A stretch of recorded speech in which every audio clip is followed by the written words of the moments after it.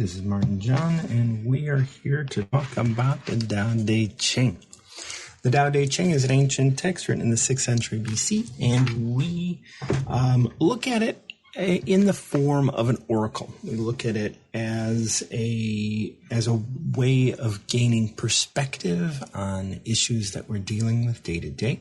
We look at it as a way for us to get some insight on how to live a more reasonable life. And for those of you who have been with me before, you understand I look at living a reasonable life as living a life where we're not asking others to be or do anything for us. Of course, it's great when we can all live as neighbors and help each other when we need it, and we step up and help others and all of those things. But if we go into those relationships with expectations, if we go into those relationships with wanting other people to be something specific, well, then we're going into it with unrealistic, unreasonable expectations because we have no idea what's going on in their lives. Yes, if I have a problem and I need a friend, that friend should be there. However, that friend may be dealing with a whole lot of other things in their life. So we don't have to necessarily have expectations of them even wanting to be there for us, because maybe it's just not a high priority to them. Just like there are things that are not high priority to us. You know, and when we live our lives under the influence, for those of you who are new, I have 24 years clean and sober, and a large part of my language is, revolved around this idea of living under the influence. Because if we live under the influence of our parents, and if we live under the influence of the education system, if we live under the influence of etiquette, if we live under the influence of all of these things, then we give up little bits of ourselves. Because if there's a rule, I was talking to someone the other day, it was just like, it's a rule of mine to always pull over and help somebody on the side of the road. And I said, well, that's all fine and good. Except when you have to be somewhere, right? That is very important to you. Now, there might be a reason that you have to be somewhere and you're going to question that rule, right? There might be like, you might have to go pee really bad, And so you're just like, I can't even focus on this. I can't stop and help someone right now. And that's okay, right? Like that's like not making the rule, but being open to stopping for someone that's, like stopped on the side of the road or something. And that's great. I want everybody to have this openness to be able to stop for somebody on the side of the road. There was a time when we didn't have cell phones and other things like that, and in those moments, those were lifesavers, literally lifesavers. And now, I'm not trying to say that we shouldn't stop for people. We should, but there may be a moment. If you have a rule, you're not going to.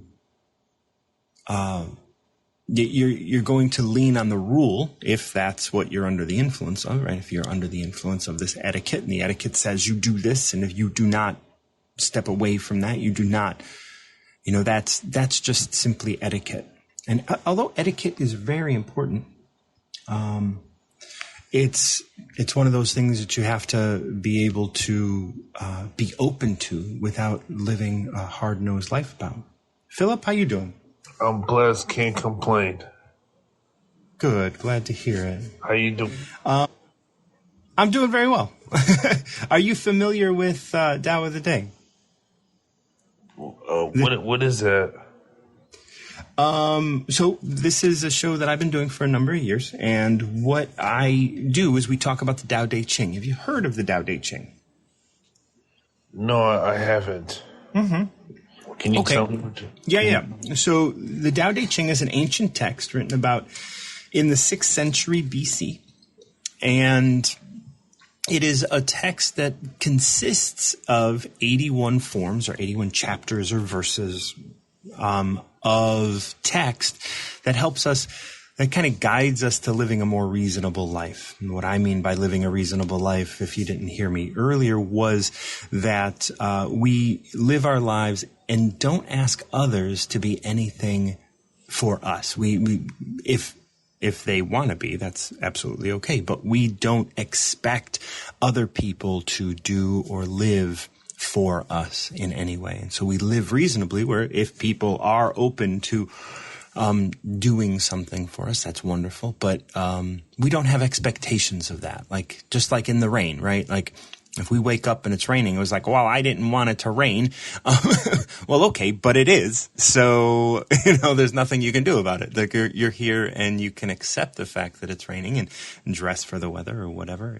If you've gotten wet, then you can find yourself a place to get dry and all of that. And so, so what I do on this show is I kind of get a baseline with you and see where you're at, what's going on in your life these days. And then I ask you to pick a number between 1 and 81. We read that chapter and go through it line by line if we have to, and kind of see how it relates and if it has any advice or perspective that you can pick up. Well, I'm enjoying life every day. I'm never in a point where I'm in a bad mood. I don't need cigarettes in my life to make me feel calm. I don't need that stuff because it's poison from my body anyways. And I'm very happy. I know who I am now. I am loved, by God, and I'm found, when Wonderful. I die, I know where I'm gonna go when I die. I'm going to heaven. All right, well then let's go ahead and pick a number between 1 and 81 from that perspective. You mean how good it is? No, I just mean pick a number between 1 and 81. Like, what do you mean by that? Like, well, there are 81 verses, like I said, 81 forms in the Tao Te Ching, and we are going to pick one. And so I was just asking you to pick a number. Like what verses? Like, yeah. What? There are 81. This is God following you to pick a number. Listen to God; He will give you a number. Okay, 20. 20. So, okay, we're going to go to number 20, and the title of 20 is Stop Learning. Okay? No, that's not from God. Yes, it is. So this is the text, all right? I'm going to read it to you. And it says, Stop your learning. It has not been helpful. There is no difference between yes or no, nor between good and evil. Most people would never know that. They define the manifestation as others have, and foolishly give up themselves for that. Everyone else wants to be excited. I prefer the darkness. I prefer to not care. Like a fool, I have no direction. Everyone else has abundance while I seem to have lost it all. Within me, there is still no striving. It appears I am in chaos. Ordinary men look bright and intelligent, while I alone seem dull and confused. Aimless, as if on the sea, drifting where nowhere to rest. I don't aspire to be like others. I am nourished by Tao.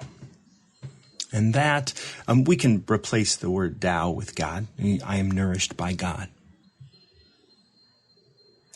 Well, that's why it's so important to go by the Bible, the Word of God, because the Bible says to believe not every spirit, but test the spirits rather they are of God.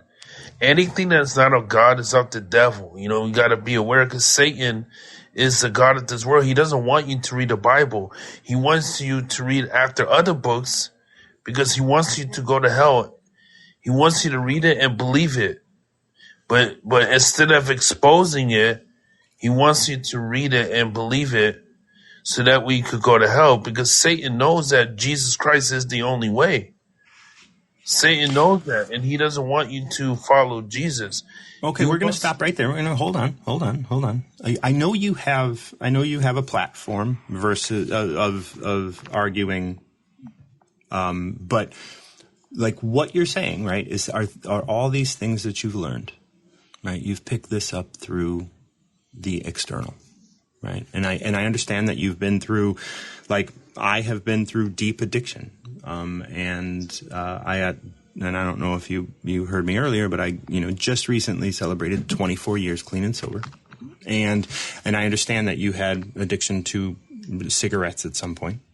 Now, what you're referring to are all these things that you've learned, right? And there's this doubling down on learning and having learned, and you're actually preaching, don't listen. But God is the one that's guiding you, right?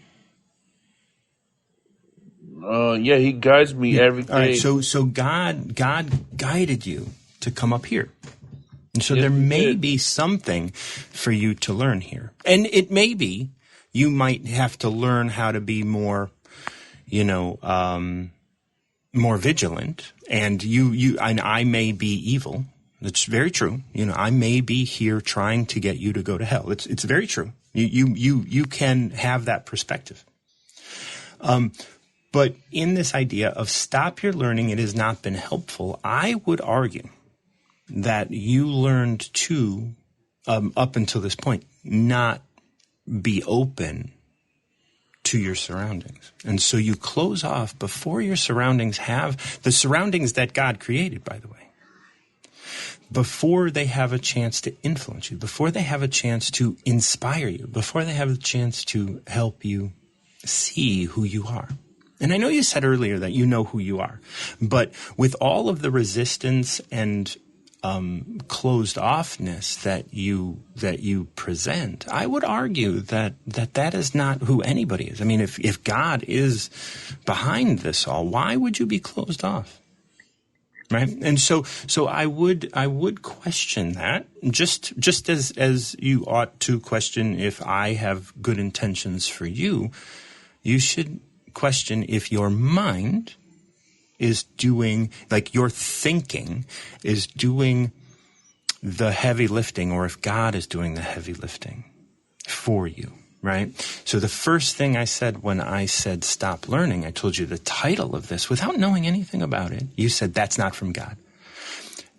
If it's not from God, then and I understand that you then believe that it is from the devil. Right. And I don't know. And in this, it says there's no difference between yes and no difference between good and evil. Most people would never know that. They define the manifestation as others have because they've learned from others, right? You define the manifestation. And when we talk about manifestation in terms of Tao, we talk about everything that you can see and everything that you can touch, because you can't see God, right? You can't touch God. You can't, you can touch God with your heart, but not with your hands. And so God isn't manifestation. We can look at God. We will see him one day. Yeah, we will see him. Yeah. Okay. And that's all fine and good. But they define the manifestation. They define the world around them as others have and foolishly give up themselves for that, right? That's like in the first verse of this. And then I can see in so much of what you're saying, resistance, right? Resistance to hearing what's here. Now, I'm not saying that this is right for you, because it obviously you are in a state where Jesus is going to save you and your belief in that. And I don't want to challenge that in any way. I just want to present you, like you came up here by being inspired. My guess is God inspired that. I mean, maybe the devil did. I don't know. No way. I'm not led by the devil. Well, then then God inspired you to come up here, and God inspired you to pick 20. And the first thing that you said when I gave you the title is that's not from God. So your faith is very wavering. Your faith in God is very wavering, because if you're being inspired by God, this is all God. This whole experience for you is God. And there's something here There's something here God is trying to show you. Maybe he's trying to show you that I am evil, and I can't argue with that. I'm not going to argue with God, right? And there's no point in that. And if that's true, I accept that, and you can step away and believe that. I will send you this text on this app after I'm done with my show, so that you can look at it on your own. And if it's something that you don't appreciate or you don't like, just delete it. It doesn't have any. There's no prize at the end of this, right? Like, are you talking about Isaiah? I don't know who Isaiah is. Where the Bible says God creates evil? I don't know anything about that. Yeah, well, what that means is that he creates calamity. So when we reject Christ, he creates calamity. And the Bible says that when you are in fear, he will mock at you. Because you rejected the Lord, and now when you are in fear... I mean, I don't know what your experience is. I mean, if you are living in fear and you are being mocked by God, I mean, I don't know any omniscient being that would spend their energy and time and whatever mocking people or creating calamity. That's in the text of, in what I understand as omniscient, or what I understand as being all things and connected to all things. There is no, it doesn't make sense to me that you would be punished in any way. Yeah, because he's a just God. He's a jealous God. So if I worship I'm not jealous. I can't imagine that your God is less mature than I am. I mean, it's a holy jealous. There's a bad jealous and there's a good jealous. Okay. It's true. It's true. That's what the Bible says. There's a good, there's such thing as a godly jealous. Like, I get jealous of my wife. My wife. Yeah, that's silly, right? Like you decided to marry your wife, be with her until you die, and you are jealous of her. Like, doesn't that? I mean, no. Doesn't that seem a little, like a little off? Would you get jealous of your wife if she loves another man? No. You wouldn't get jealous of her? You have to allow her to live her life. She loves somebody else. You have to do what you need to do, but she needs to live her life. And if she love her. What's that? You don't love you. If you really love your wife, you would ask her, why would you do that? Why would you do that? Because she is living her life. It's not yours. Yeah, but if you would really love your wife, you would. No, if you really loved your wife, you would allow her to go live her life. Go live the life that she wants. It would hurt me. It would hurt me. Yes, it would hurt you. Absolutely, it would hurt you, my friend. But that is what God has given you. He has given you this gift of pain. Because I have love for her that I wouldn't want her. You can love her without demanding her be something for you. That's transactional. And that's not true love. Thank you so much for joining me. Like I said, I will send you this text on this app, so you can look for it a little later in the day, and you can check that out. And that, so much of that conversation really kind of revolved a lot around etiquette, right? Like he was talking about his wife. Like, there's etiquette when you marry someone. You have this etiquette that you stand up to. You have to be a certain way. You have to, he now has control over his wife and her actions. I mean, obviously he doesn't, but he believes he does, right? And he doesn't. It's his life. He has his life. She has her life. They did decide to come together and, sign some contract. And I can understand his,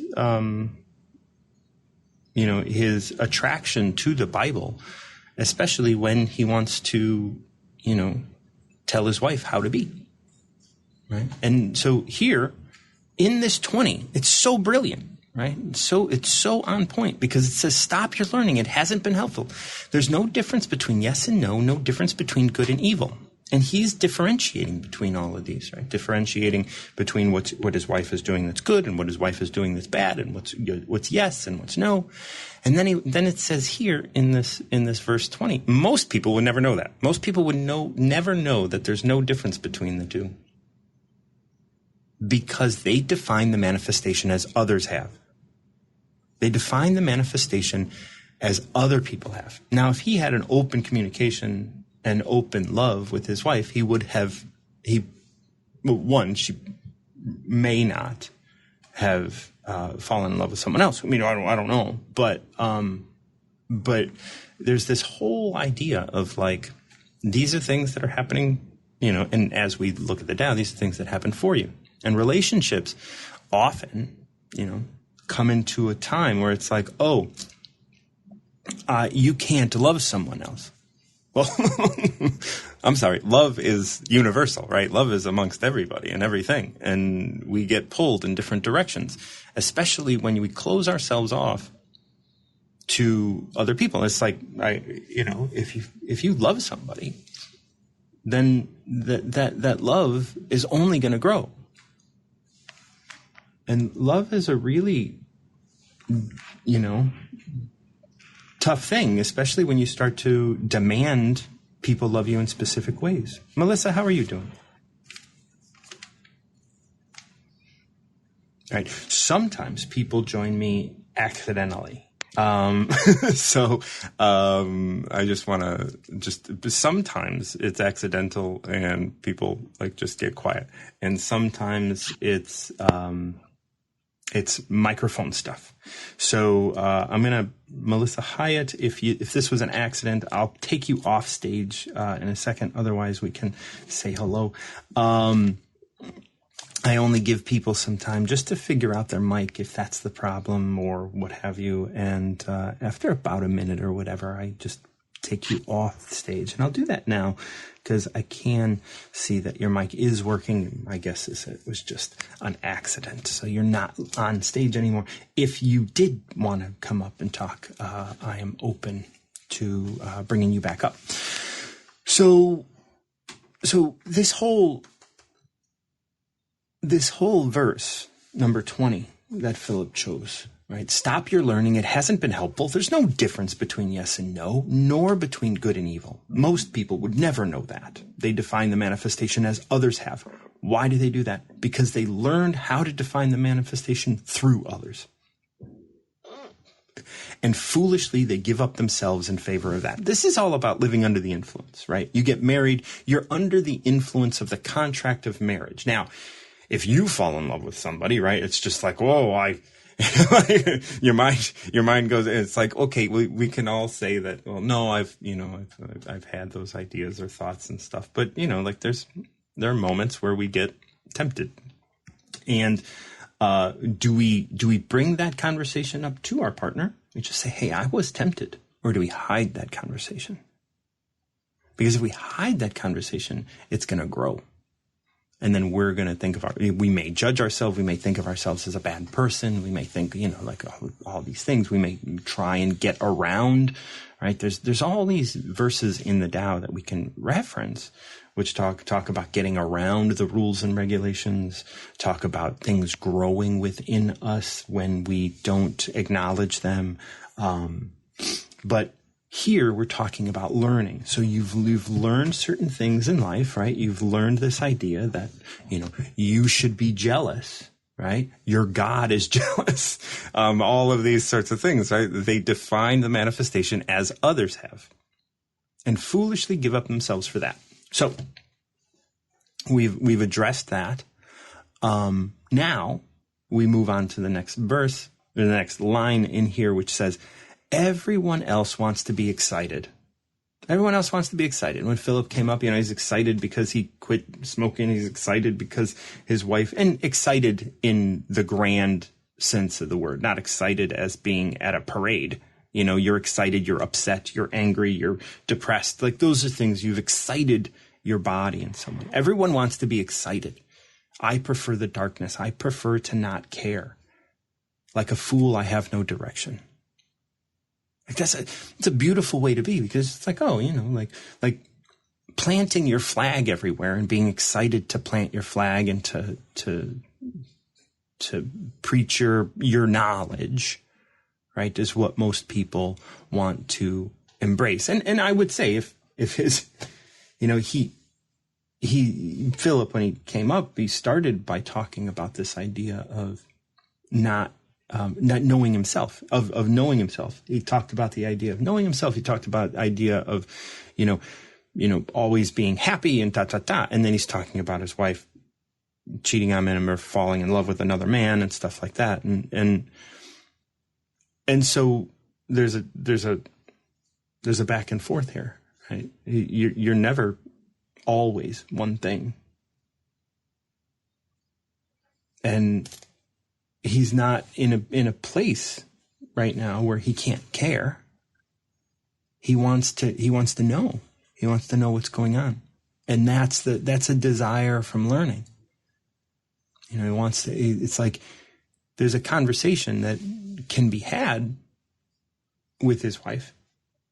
However, if there is a transaction to the relationship, she may feel very ashamed.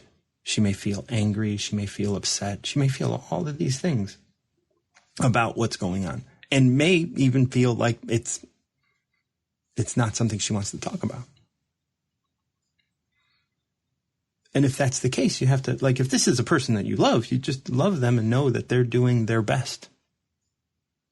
They're being guided too, right? The idea that she's not being guided and that she's doing something wrong, that comes from learning from what other people have expressed, right? By defining the manifestation as others have. This is how I know I'm supposed to be treated because I agreed to be married. Well, like just because I decided to get married 3 years ago or however long, like just because I decided to get married 3 years, it doesn't mean I'm the same person that made that decision, right? And hopefully that the relationship that you have is true love and not just, you told me that you loved me 3 years ago, so that has to remain, because shit changes. Things change. Like, we have to be able to open up to change.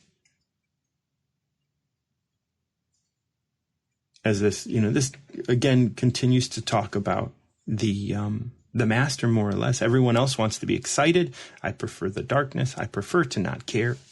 Like a fool, I have no direction. Everyone else has abundance, while I alone seem to have lost it all, because I'm not holding on to anything. I'm not grasping for anything. So I've seemed to have lost it all. I don't have any direction. I don't have anything to win. Within me, there is still no striving. I've lost it all, and I'm still not striving to get it all, because that's what we hear through Philip, right? He's striving to be this ex-smoker. He's striving to be this person who can win his wife back, maybe. I don't know. But if you stop doing that, you appear to be in chaos. It appears to be, and just like he said, like, she's supposed to be something for me because I married her. And it's like, no, she's not. She's still herself. Yes, we made a contract, however many, I'm not married, by the way. Obviously, I think. But, I asked her to marry me. She said yes. At a certain point, we were able to, like, possibly suffer that over a certain amount of time. And then that turned into a marriage. How great. But then those things can fall apart. Cool beans. How you doing, man? Good. This morning. Good this morning? Can you hear me? Yeah, I gotcha. Oh, okay. My headphones were kicked on and I'm driving. Okay. I was kind of listening to what you were talking about earlier when you were talking about meeting somebody else. And in all of those different parts of relationships and stuff, if you're truly in love and that person is truly your best friend, then those bits and pieces in life are the people that you trust to have conversations with. Absolutely. And they work out so well when they hold those things. As soon as people start to rely on others for information about their marriage and they're talking to their friends and something else, they've lost something. But They've even lost something, and yeah, it's good to work through feelings and all of those things. But that bare essence of those best friends, of that partner, you can work through those things together. Somebody Absolutely. said this and he's Absolutely. in love with somebody else.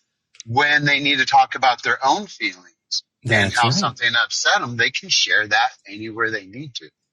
Yeah. And even the word marriage was defined by someone else. It is defined by somebody else. And most right? of And it is a legal contract. Right. And so as soon as you enter a marriage, it's not what you and your current partner or the person that you're going to be marrying define it as. It is how other people defined it. And that may ebb and flow and change day to day and year to year and over time. Yeah. And if this is the person that we truly love, do we want to dictate their lives? Like they became the person we loved without us. Yeah. And so now we want to pin them into being who they were when we met them at one specific time in their life. And then we want to define this relationship. So those are interesting questions that we should be asking. Like where is all of this information coming from that we're judging the world around us on? Mm-hmm. And for those whose partners have left them, if you are truly in love with this person, like they are absolutely, you are so in love with them. Isn't your goal in life to wish them their happiness? And if they're living a better life and they need to be, and they're happier without you, you need to bless them. And you need to support them in the directions of change. We do this with family. Why aren't, people need to do this with their partners? And not everybody does it with family, but we would like to. But again, that comes back to self. Absolutely. Everything comes back to self. Yeah. So it's a really good thing. Something that my partner and I, we've split up not too long ago, and one of my buddies like, "You're going out with her?" It's like, she's my best friend. Absolutely. I love this person. Yeah, it's hard, the emotional of not having her affection in that way. It's difficult not having it. At the same time, I love this human. She's a good person. She's done nothing wrong. So, and if you love somebody, like if you love, let's say, an addict, them possibly staying in your home is dangerous to you. It's possible. And so you can't let them stay in your home, but you can still love them. You have to tell them no, but you still love them. Now, on the reverse side, if you are still feeling pangs of pain when you see your ex, maybe there is time that you need apart so that you can sort through that. And it's like, I can't, I'm not saying that you're in that, but like you can love them from afar. Sure. You don't have to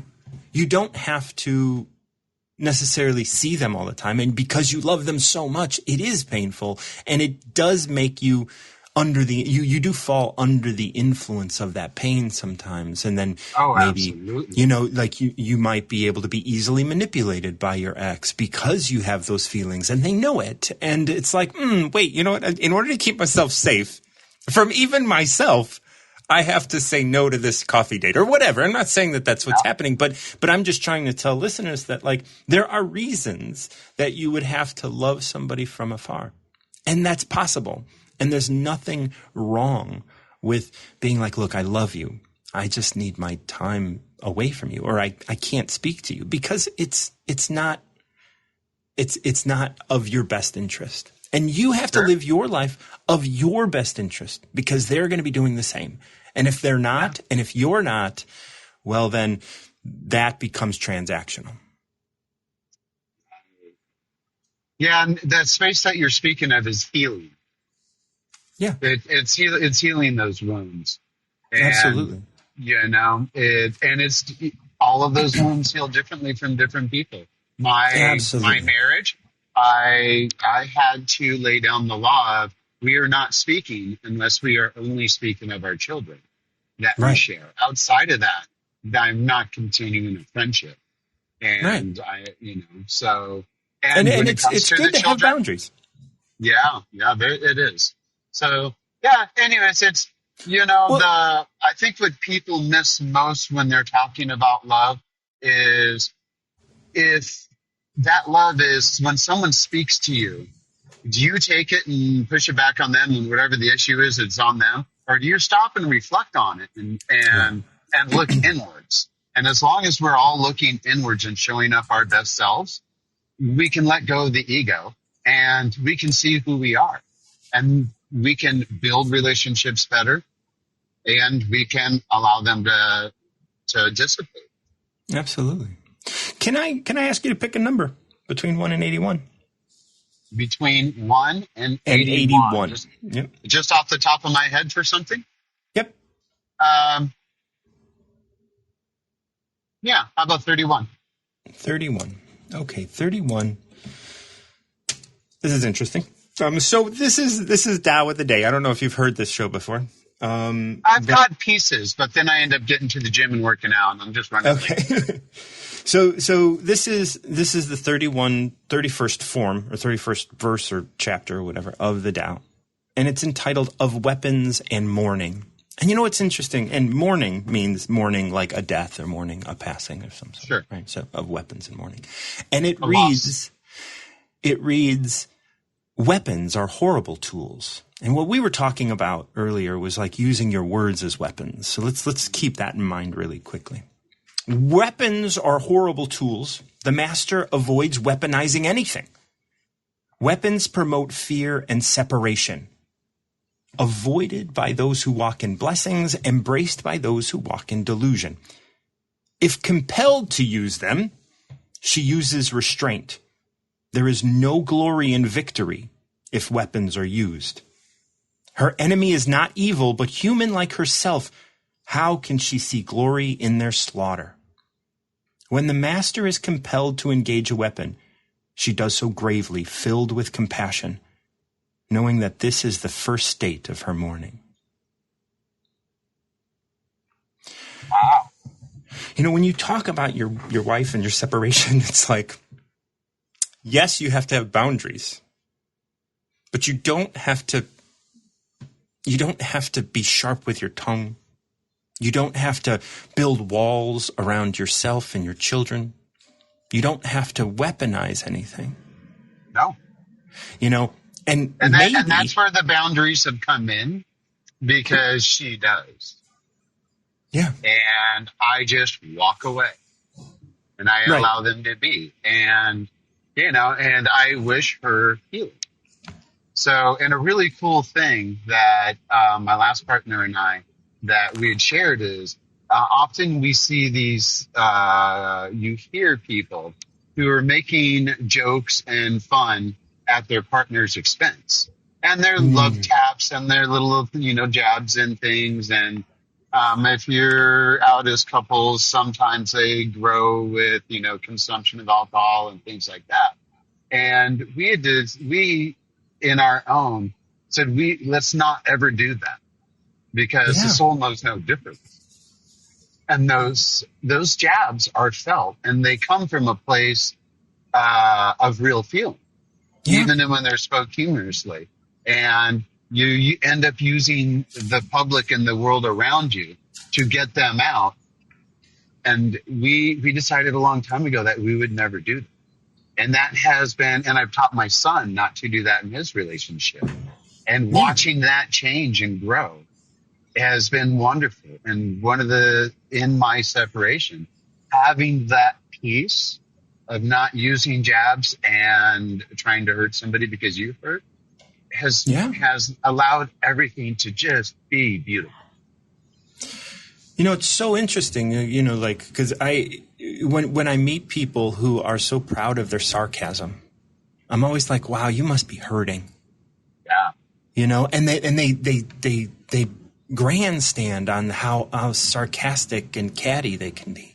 And I'm like, you must be hurting inside, because, you know, and even people that joke about things and like, I find it hilarious that you're hurting, or I find it hilarious that you know, and it's like, you know, it's like, it's cringy, because it's like, you are subtly weaponizing things, and you're trying to teach somebody how you can belittle them.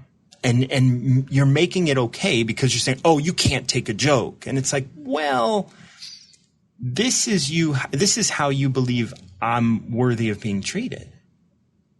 And it's like, if you love somebody, if you really love somebody, you would just observe, really, and just allow them and be in awe of the life that they're living,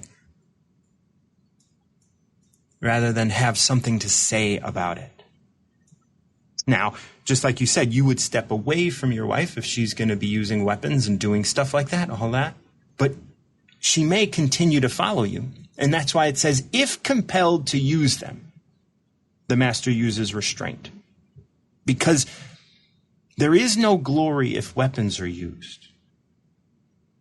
Her enemy is not evil, but human like herself. Your wife is human and has, your ex-wife, human, and has human desires and has human pain and has all of these things. We can't see glory if we're going to be putting her down and telling her she's a bad person, or using weapons. It's not going to fly. And whenever we do, well, so anyways, for a little more information, we live a block away. And she started dating or living with one of my good friends. Hey, you know what? Great for you guys. I think you guys will be a perfect fit for each other. In this, though, you know, and I told my buddy, I step away from all of these things because she will continuously reach into me to get my attention. And it's like, no, this is done. You need to heal from us. And you need to heal the things that destroyed that in you that helped destroy our marriage. Right. And those are your own difficulties. And I am not there for those things. We have children, and and they're not children anymore. They're 28 and 25. Oh, right. But they're still family bonding. And so we still have to communicate.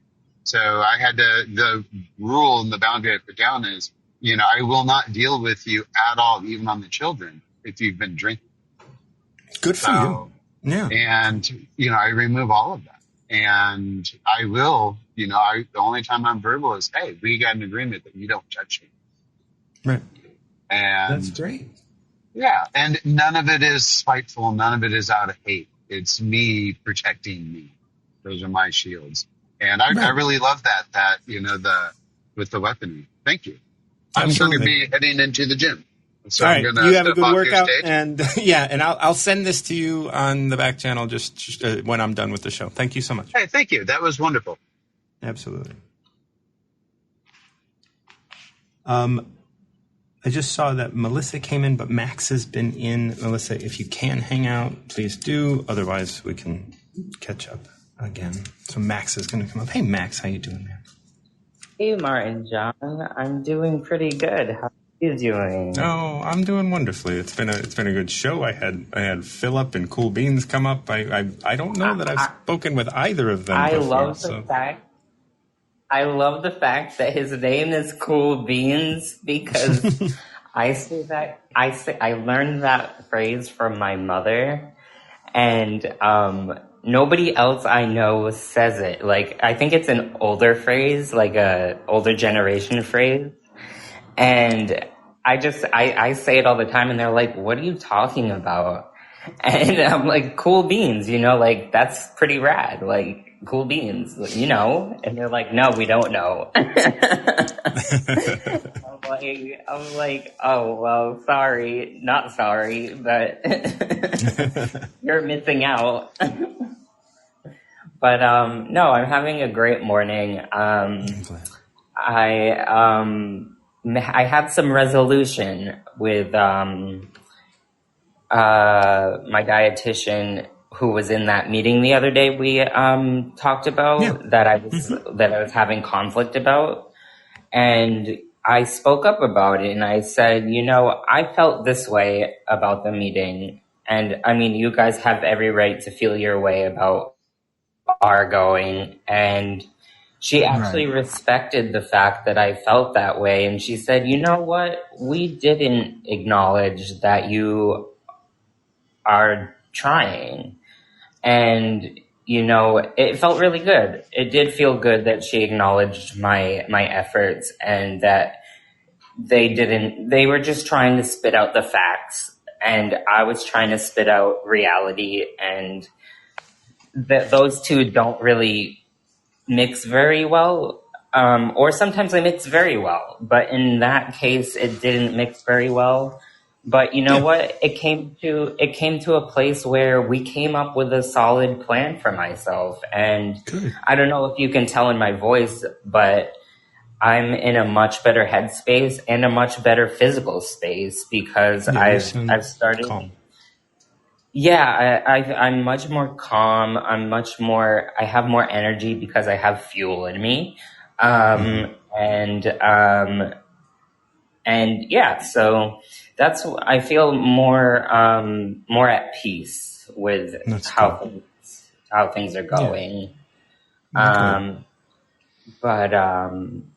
We have to be open to listening, right? We have to be open to hearing other people. And the last verse that you and I shared together really kind of point, like it's just stop, exactly.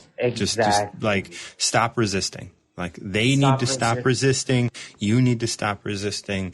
And everybody, you guys are here with the same goal. Exactly. To get me out of here and than you are. But I didn't recognize that at first. I thought they were like totally against me and everything was like awful and they felt like I wasn't trying and blah, blah, blah. And I said blah, blah, blah again. I always do that. It's fine. It's absolutely fine. You're going to do it until you don't. Exactly. Basically. But yeah, so we had to just come to a common ground of like, I hear you, you hear me, and that's great. Yeah, and let's bring these two things together rather than you telling me I have to be this way and me telling you I'm going to be this way. And that's, if we look back at my conversation with Philip, that's the same thing going on with his wife, right? And she's like, he's saying she needs to do one thing. She's saying she needs to do something else. And they're never going to agree because they both want to love each other, but they don't have the same way of going about it. And so, just between you and your team, you guys want the same thing, but you have to be able to recognize that you're not going to have the same ideas of how that's going to be accomplished. Exactly. If you can, put yourself on the back in the, the master always puts herself last and finds herself first, right? So put yourself, step into it being humble, and then you'll find yourself being cared for. Exactly. And that's kind of what I did. I was just like, you know what? I understand where you guys are coming from. You're coming from a place of concern and,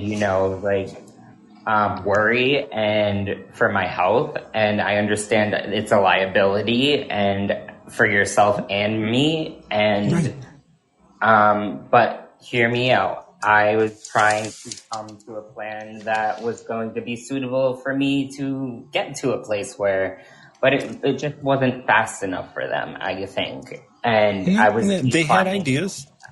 And, and opening up, like they have to open up, but you won't experience them opening up until you do. Exactly. It's like you won't love it's like you can't love other people until you love yourself type of thing. Right. So you're not going to see them grow until you make an effort to grow. Like you can't, this is the same sort of thing. It's like, telling someone else, you have to be this way for me. You have to be this way for me. Well, when are you going to be any way for them? For them, exactly. So I tried to, over the weekend, think about, hey, like maybe they were just coming from this sort of place. And then I talked with my dietitian yesterday and I was like, yeah, I see where you guys are coming from. I totally get it. Let's come up with a plan. Let's come up with a plan that's going to work for me and you. Wonderful. So yeah. And now there's a conversation that's open. No one's afraid of getting in trouble, and everybody's everybody's has open communication. Absolutely. Yeah, the communication is now more open. That's what I feel like. And I love open communication. I hate when people are just like beating around the bush or I can't stand that stuff. I just want direct communication. Like, tell me as it is. Just give me the information and I'll run with it. And even if I don't like it, I'll process it like I did. And then I'll run with it. And you're going to have in that same vein, you're going to have faith that the people around you are mature enough to hear you too. Yeah, and I mean, they do have facts that my body is not doing well. So, I mean, they do have some scientific evidence. So I can't dispute that. Right. I can't dispute and I understand that the first thought is to try and dispute that, but you do have because that's your only recourse. Right. But when you step in and can yield, when you find the strength in you to yield to their knowledge, to yield to their facts, you can say, look, let's deal with this, let's start over. Exactly. Very true. So let's get a number in them. Let's do a number. Let's do number 18. 18. I feel like we haven't done low numbers in a while. 18 is out of touch with Tao. Okay. So this is a really short one. Okay. And this probably speaks to what a state that you've just exited. You've tried to get more in touch with Tao. So what it says is, when out of touch with Tao, etiquette is observed. When etiquette cannot be abided, we find excuses to make it proper. When excuses gut the family, chaos favors the hierarchy. When all the neighbors are in chaos, blind loyalty is demanded. Now, before you speak, I want to just run through your recent experience as how out of touch with Tao and how it's so possible to get so out of touch with Tao. Yes. And so we start with, when out of touch with Tao, etiquette is observed. The etiquette being, I'm going to listen to my doctor, I'm going to be here, I'm going to do the right thing here in this situation that I find myself. When etiquette cannot be abided, we find excuses to make it proper. Yesterday when we were talking, I believe it was like you were talking about, like, well, they don't, like, I'm feeling fine, right? I'm feeling fine, and their facts don't necessarily mean anything. And so, like, although etiquette is to believe your doctor, when you cannot abide your doctor, you will find excuses to make it okay that you are no longer abiding etiquette. Yes. When excuses gut the family, and the family being your team and yourself in this situation, chaos favors the hierarchy. Who's the hierarchy? They are. And so you are going to lose that battle because you are under their supervision and all of this stuff. Yeah. When all the neighbors are in chaos, so if everybody in the institution that you find yourself were in chaos, and everyone was getting locked down and strapped to beds and forced to eat and doing all of these things, right? Blind loyalty is demanded. So like anybody that would doubt the team's methods would then be locked down as well. So this is how bad it can get. And you got to the place where when excuses got the family because they weren't open to yielding, you weren't open to yielding, and chaos favors the hierarchy. So they're just like, well, we're just going to meet again. And if someone doesn't yield, it would have gotten worse. I'm going to suffer. Yeah. Right. Which it was getting to that point. My dietitian was like, if you continued down that road, we were going to have to take intervention. And I was like, you were going to have to call my guardian, and my guardian's going to be like, stick an NG tube down his nose and all that crap. And that's where the chaos favors the hierarchy. You're not you're not high enough on the pecking order on the totem pole. They have these scientific facts, and your feelings don't fucking matter. Right. Absolutely. They have a job to do, which is to keep me safe and healthy, and I wasn't. And so then they're ruling in this. They got the hierarchy. Like you're not, and we talked about this on our last callers. You're not free to do what you want. No, I'm not.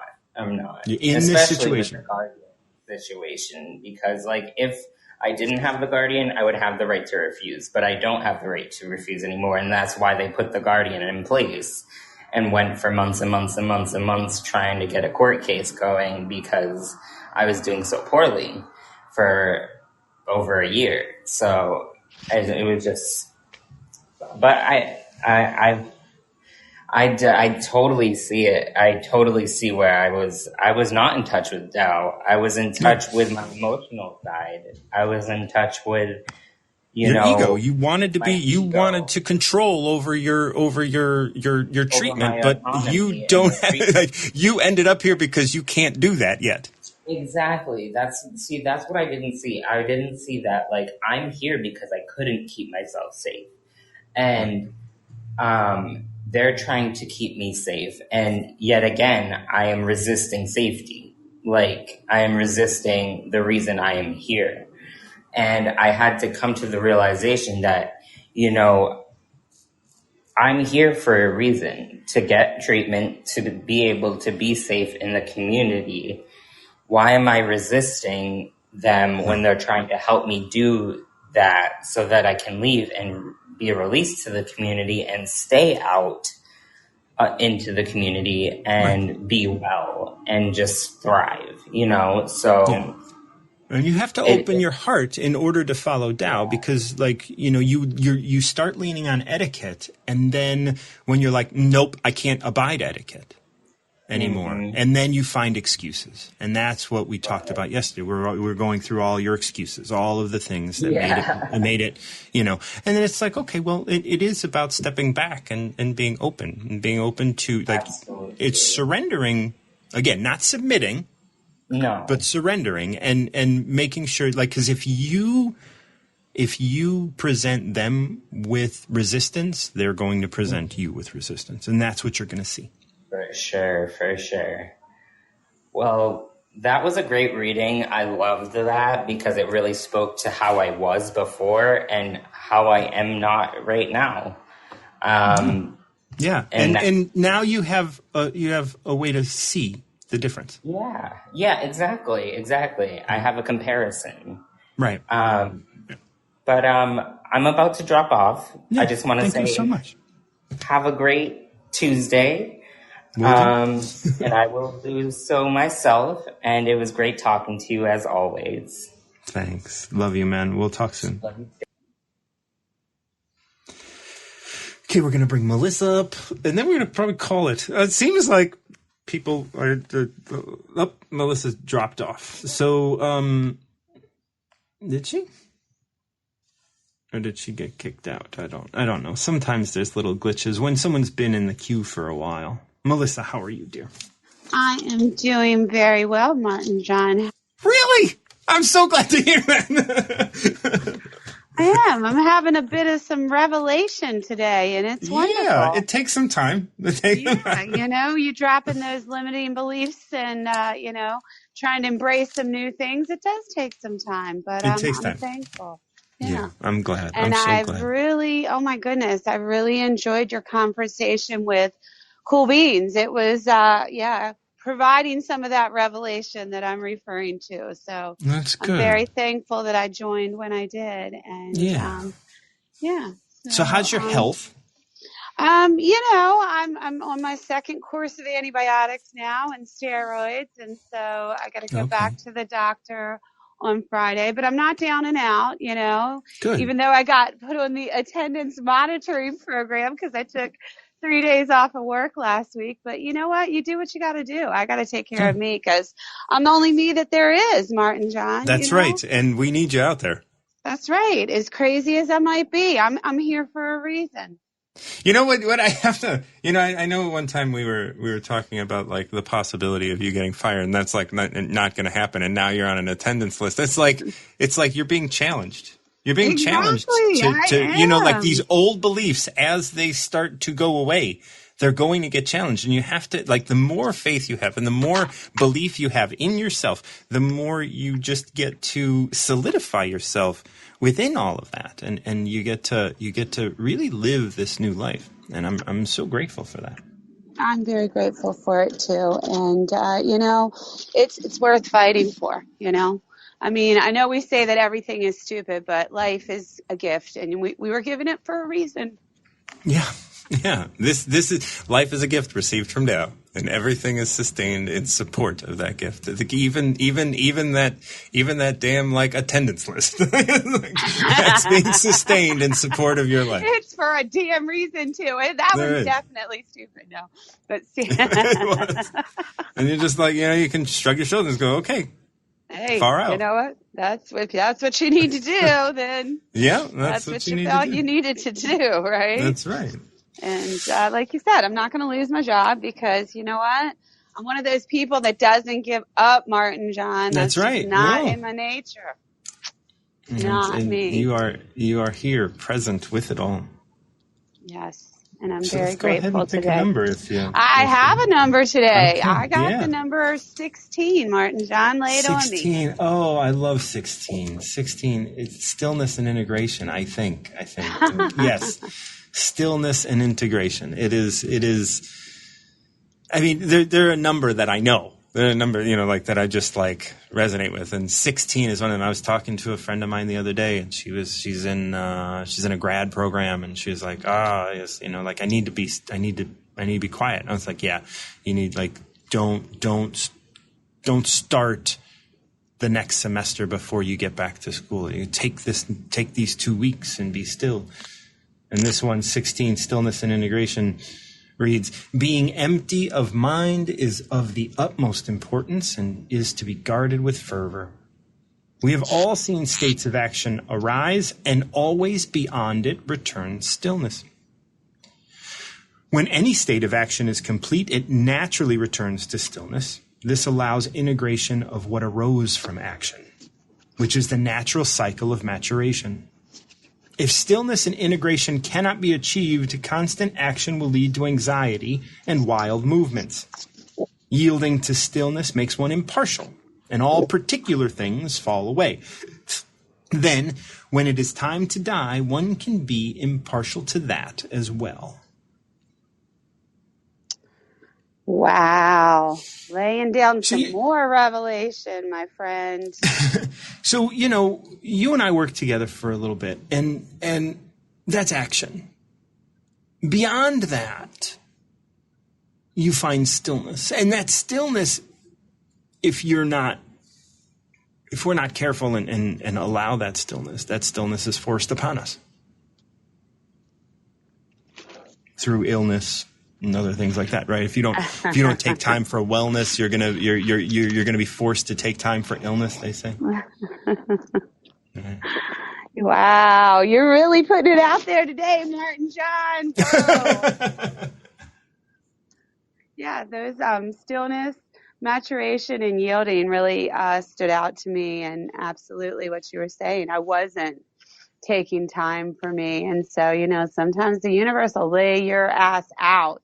And that's what was happening, I had to get laid out, and I had to do some revelation to shed some of these limiting beliefs that I've been dealing with. And not all truth is pretty, but you know what? It's truth. And when you smacked in the face with truth, you got to deal with the shit, Martin John. So that's what I'm doing, man. I'm dealing with the shit.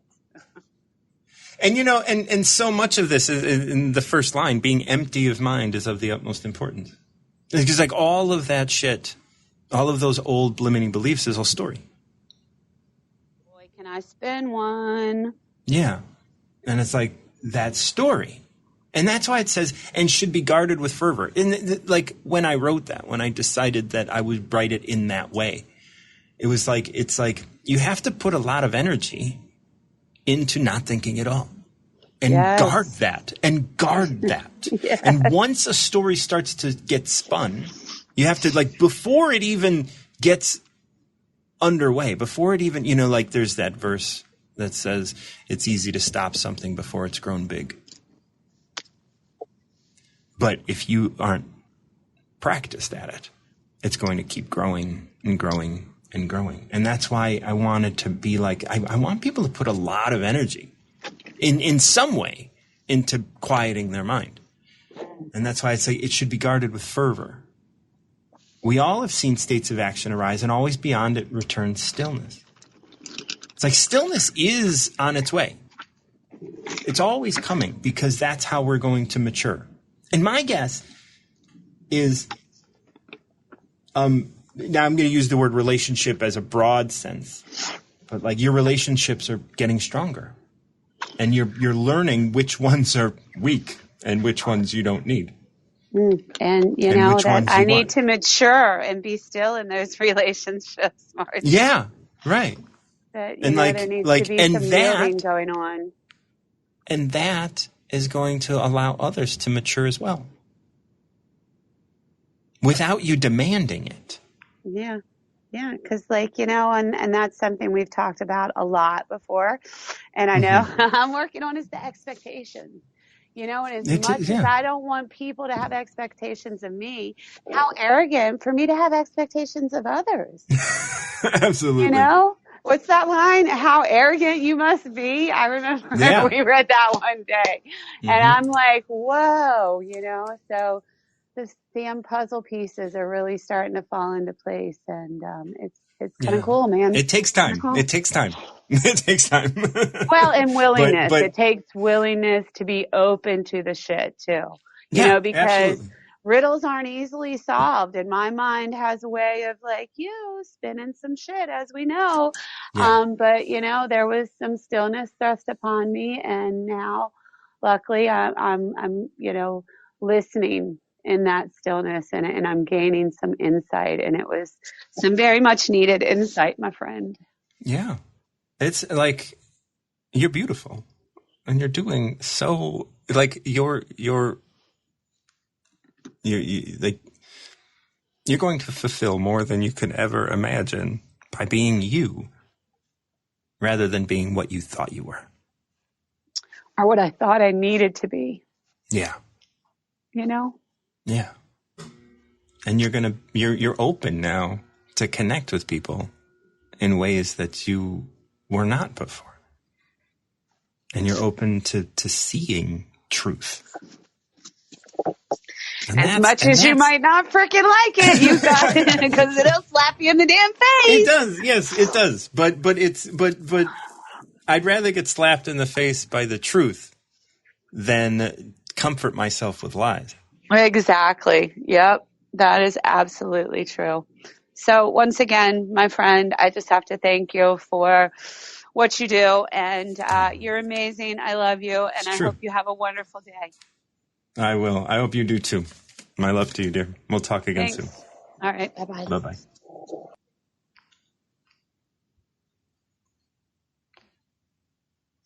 Okay, I have Steve, Larry, and Mojo. Steve was in first, so we're going to take Steve. Mojo, if you can hang out, great. We'll say hi. Steve, Larry, how are you doing? So sometimes people come on and don't mean to. So I usually keep you on for a couple moments to see if you're actually having problems with your mic or something else. But if you don't say anything, I understand. Like, it could be a mistake, could be something that you just came on.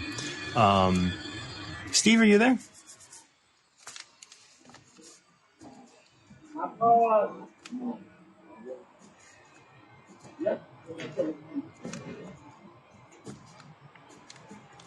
I can't hear you real well. I can hear that your mic is working, but I can't hear you. So I'm going to go ahead and take you off stage. If you did want to chat, Steve, Larry, please come back up. Mojo dropped, so he's no longer in the queue.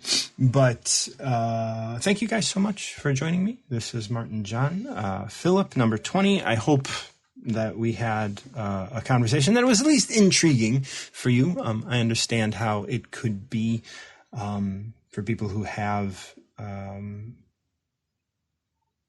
have a lot of connection to the Bible and Jesus and God and all of that. I know that the Tao is dealing with things in a different way, and so I hope that the conversation we had was at least insightful and helps you with your faith and helps you connect with yourself and your God. Cool Beans, thanks for your support and thanks for coming on. I hope your workout is going well. And thanks for sharing everything with me and talking with me about 31. Max, congratulations on everything that you're accomplishing in your journey. It's great to be with you during all of this, and because this is going to be behind you, and this is going to be a time that you're almost going to forget about at some point in your life. But it's laying some really intense groundwork that I think that I'm really glad to be a part of. And Melissa, you're a warrior out there. I love you. And hope you have a wonderful day. Thank you all so much for joining me. This is Martin John. If you're interested in learning more about what I do, you can check out the links in my profile. If you're interested in contacting me, you can send me a message. Otherwise, I'll be back tomorrow, 6 a.m. Central Time, to do Tao of the Day. Until next time, keep recovering yourself.